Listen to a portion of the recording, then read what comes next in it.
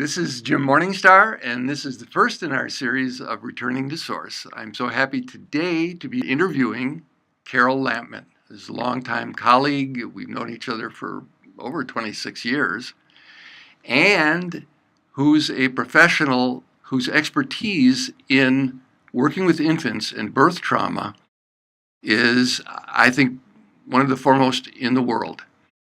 Today's topic, the first in our series, is birth trauma and returning to source. Okay, I'm the founder of Integration Concepts and the creator of a program called Integral Breath Therapy. Carol, could you share with us your experience about how birth trauma disconnects people from their sense of being with source, not just as an infant, but how that can last throughout life, and that what you've done to help that original experience of birth be, if traumatic, be released so that people can live with a greater sense of welcome, wantedness, and safety in their body and in the world. Well, I've been working with infants for the last probably 20 years, and there was nothing more inspiring to me than to take a brand new being into the water and support them as they released trauma and reconnected to their essence.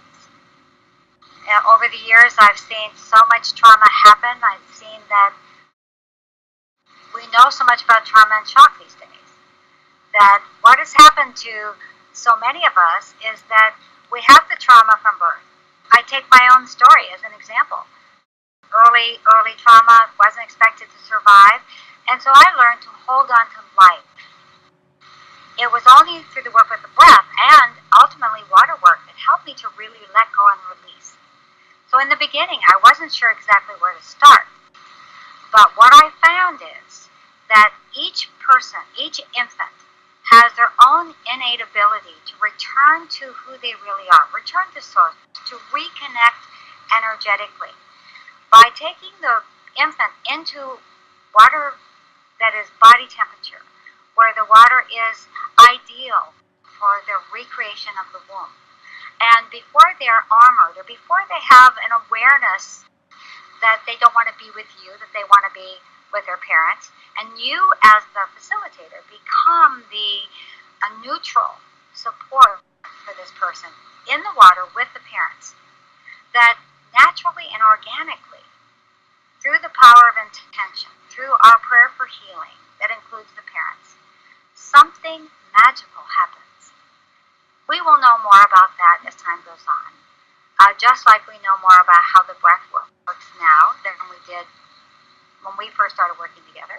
We know more. There's a language around it. 20 years of research has shown that not only can we remember the elements of our pre- and perinatal stages of development, but they have a lasting effect on us. So if you have an imprint from trauma at birth, either in the utero, before birth, or during birth, if you have an imprint, it will appear to you grow out of it. That life just sort of has its way of coming back to balance. But that's not true. That what's happened, that imprint has settled in and has become a foundation for lots of other difficulties that come in life. If I don't feel safe, if I don't feel honored, if I don't feel loved and respected, before we even have language, we're already protecting ourselves. We've contracted, we've disconnected from the energy of the divine. Mother is God, and if we don't have the proper bonding between infant and child, then of course that child is set up for all kinds of difficulties later in life. Of course, the mother also has her own birth trauma that is activated while giving birth. So these situations are all interconnected. Watching an infant who doesn't sleep through the night, who has feeding difficulties, who has bonding issues, watching that infant in 20 minutes in the pool sleep through the night. The digestive system has calmed down. The bonding with the parents have made a huge difference. That child, something magical is happening here. what's the role of breath in this work that you do? Well, for the infant, what we're doing is creating corrective experience because, we can rewrite our story at any time. It's never too late to have a happy childhood, I always say. So the role of breath is I stay with my breath. This is part of being the conduit. I'm staying with my breath. And, the prayer of intention is to provide healing. And I would not be able to, if I was in reaction, then of course I couldn't really be a conduit. So I trust the process completely. So I surrender to my breath while I'm working with the child. Then I use the skills I have and the experiences I have. The parents are also being coached to stay with their breath during the process because they're also in the pool. So, of course, source is there. In the very beginning, I used to have these flushes of energy, which would be almost like the Holy Spirit would come descending down upon the pool. And then the process would begin from there. I would wait and see it happen. Now it happens less because I feel like I'm in that flow more on a moment-to-moment basis than I was even 20 years ago. I can see that. Great. And for people who didn't have the chance to go through and repattern their own birth with someone like you, what do you recommend for adults who have the sense that there's still something from birth that's hanging on for them? Yeah, well, at one time they used to think that rebirthing, you would go back to birth and that's the process. What we know now is that the breath can be used in multiple different ways, that we might go back to birth again and again, healing different aspects of it, different phases of the birth itself, or different phases of the pre and perinatal stages of development. So, of course, in adults, water work is one of the best ways to do it, but it's not relegated to water work. I mean, water happens to be one of my favorite ways to work, but it could happen on the mat as well because, maybe water isn't available.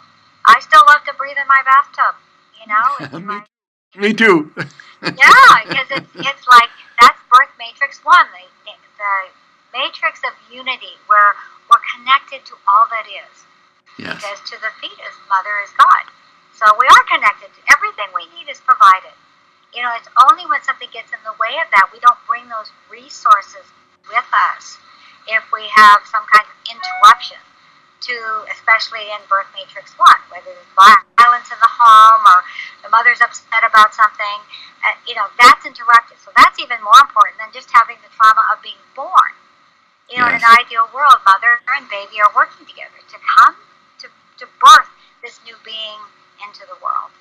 And today's world, unfortunately, there's still too much medical intervention. I mean, we don't throw out the baby with the bathwater, if you know what I mean. Yes. There are times that medical interventions save lives, but there's still too much. And it takes a really strong parent to say, I'm not going to do this. I'm going to choose my own way. And I want to have a midwife. I want to do a water birth or however that might be. But we can go back and recreate that. And we can take a baby into the water and rewrite that birth story where there is safety in the pool, where then they're reunited with the parents, and where they nurse immediately after the session is over, where they're held and talked to and cuddled and cooed. I mean, it's very emotional to watch the parents with the baby after a water session. There's so much love. There's that much love, or the baby wouldn't be in the pool doing a session in the first place. That's right. And the stories that go on and on about the healings that take place, and the mother who didn't feel bonded to her baby because her own birth trauma got in the way. So in this case, the baby won, and so did the mother, and they both benefited from the experience. And it changed that baby's life going forward because the mother also did some releasing of her trauma and her rejection by her mother at birth.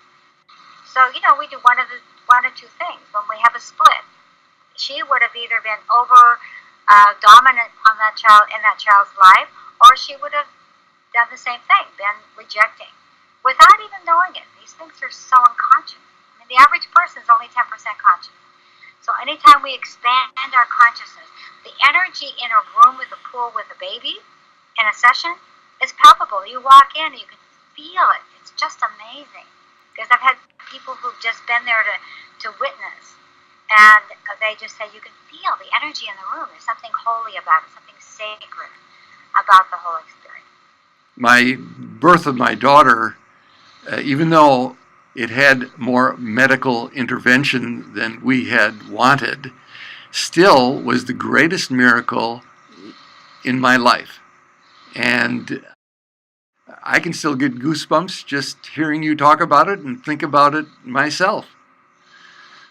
You want me to tell you the little story about the baby who was contracted? Yes. Okay. Because this is, to me, is a real example of how this baby was wanted, but they had lots of difficulties in holding the pregnancy.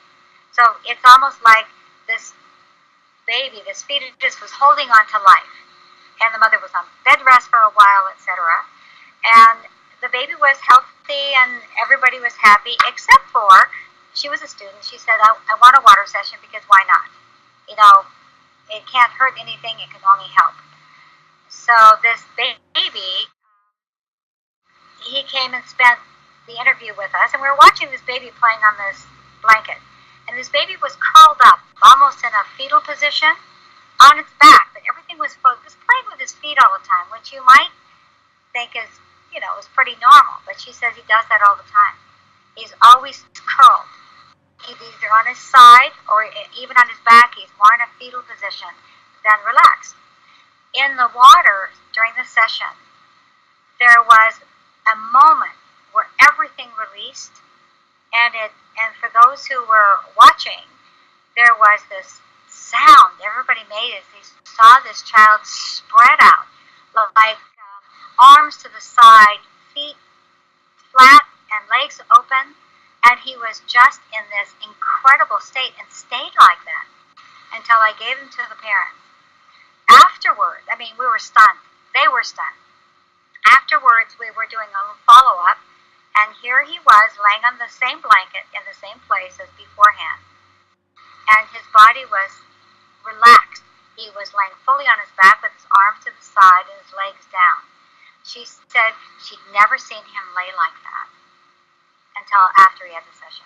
He was always curled forward. So there was a certain amount of, to me, it was like, he was like really holding on to life. He was curled up. He was hanging on.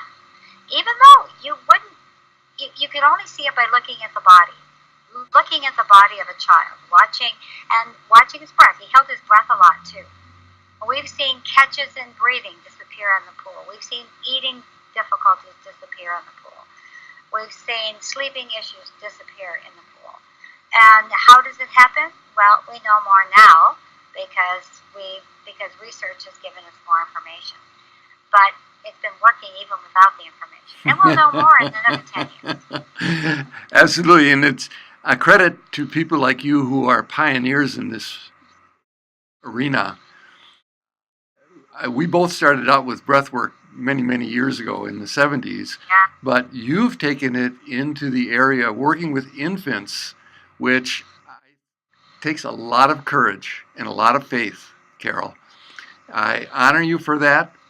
Thank you. And I also bless you because it's inspirational that we can, even as adults, we're not lost causes anymore. We can take that inspiration back to our own inner infant and give them that same sense of safety and trust in the world that you give the babies that you work with physically. And that is why, so many times people think, I love breathwork because you can do it on your own. I will tell you, there are places we will not go without support. So having a facilitator can be an incredibly important aspect. Absolutely. Having somebody hold space for us. Well, thank you for holding space for all of us today, Carol. Blessings to you. It is thoroughly my pleasure.